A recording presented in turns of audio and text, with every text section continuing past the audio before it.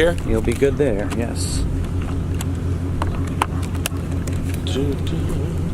Okay, I'm already rolling. Well, let me get your first name. My name is Noel Benevides. You're Noel also, like your son. My son. Junior and I'm senior. Now, what is your feeling about? You're going to have property, not just here, but another piece of property that could very well be impacted. Definitely, this property goes all the way to the riverbank, and they're asking not much property, 0.08 of an acre of the property that's on the riverbank. And we're right now working with our Congressman Henry Cuellar, and he's done a lot to help us here. I've all got some property east of here on Highway 83, and that one has been condemned, or they've taken, like they say, since 2008. And that one is 5.7 acres. And they already took it? They took it in 08. Did you get any money for it at all? The money was set in escrow in a bank. I didn't get any money.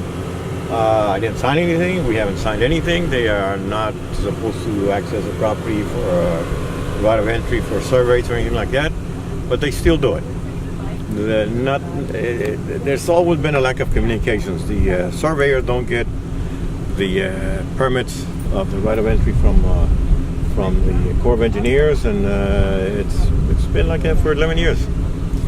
Right now, the government has to communicate with the property owners and the local entities, the cities and the counties, and that's what we've been doing lately. Hopefully, we can come to an understanding on what needs to be done. We don't need a wall. The wall is an unnecessary expenditure of money, a lot of money that could easily be used for more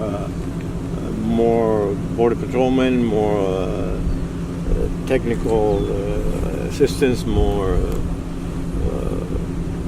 whatever, sensors, anything, cameras. We've got them on our property right now. It's 143 acres, 145 acres approximately.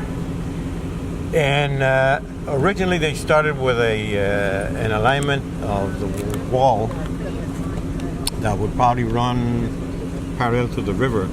Now they're moving it farther north on account of the treaty we have with Mexico on flooding, that no obstructions should be on the river to obstruct floods and send water into Mexico. So they're moving farther up. Now instead of having 22 acres behind the wall, we're going to have 62 acres behind the wall.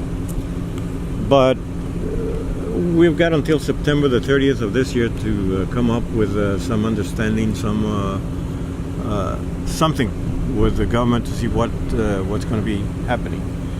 Mr. Flossman, the director of the development of the wall project, was here with us last Monday, and he says that any alignment that they had before is not going to take place anymore. We have to sit down and realign. So it's all changing. Everything changing, so we're back to square one. Don't know where it's going to go, what it's going to be. Is it a wall? Is it a fence? Is it? No. He says that the law states a fence. Nothing concrete, nothing made out of concrete, nothing made out of what they've had. It's just a fence. That's what he says the law says. So that's what we're going to do. But at least we're talking now, after 11 years.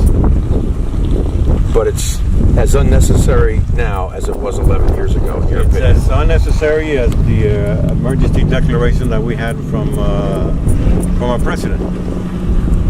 Do you see an emergency right now here? Do you see people hiding? Do you see people running? Do you see people uncomfortable?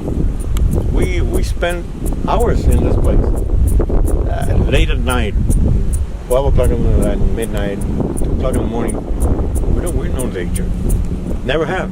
Otherwise, I wouldn't be raising my grandchildren here. Good. Let me get a couple of shots of just you and I together, and then we're done. Just keep plugging them, yep. Just keep talking? Yep. I know it's. Now we were here 6 months ago. Not here. We were down more towards McAllen, and we were down on the river there, and then we were over at the Respite Center run by the Catholic Charities. Yes, yes. We were in there, and I mean, 150 people were in there, and we watched it. We went to the border with the Border Patrol driving around, and they're getting people crossing. They have an issue there. They seem to have an issue there, Well, or did. Yeah, and we all have an issue with people crossing across. Sure. But 10 years ago, 5 years ago, it was people from Mexico. Now it's other than Mexico. Right. Exactly. And we're getting a lot of people from Central America, a lot of people from the Orient. Yeah. But they'll be coming in. They're asking for a place to stay. They're asking for sanctuary. How many generations are you here? 8, I think. My wife and I are 8th generation from the original people that settled here. The